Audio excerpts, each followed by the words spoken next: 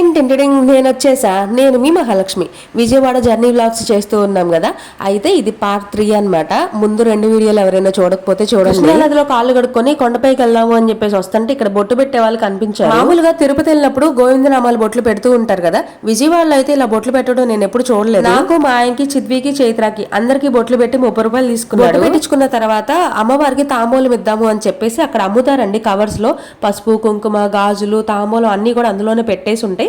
ఆ కవర్ ఒకటి తీసుకొని కొండపైకి అయితే వెళ్ళాను. ఎందుకనో తెలియదు కానీ కొండపైకి రాగానే నాకు ఎందుకో కొంచెం పాజిటివ్ గా అనిపించింది. నాకు కానీ మా ఆయనకు కానీ ఇంట్లో ఎవరికి ఏం బాగాలేకపోయినా కూడా టక్కన దగ్గరలో ఉన్న వెంకటేశ్వర స్వామి టెంపుల్ కానీ లేదంటే అమ్మవారి గుడికి కానీ ఇలా వస్తూ ఉంటాము. ఏ దిక్కు లేని వాళ్ళకి దేవుడే దిక్కు అన్నట్టు మేము వాళ్ళ అమ్మవారిని కానీ స్వామివారిని కానీ దర్శనం చేసుకుంటే చాలా ప్రశాంతంగా అనిపించింది. టెంపుల్ లోపలికి అయితే మనకు ఫోన్లు అవన్నీ తీసుకొని వెళ్ళనివ్వరు కాబట్టి ఫోన్లు అన్ని కూడా ఇక్కడే పెట్టేశాము.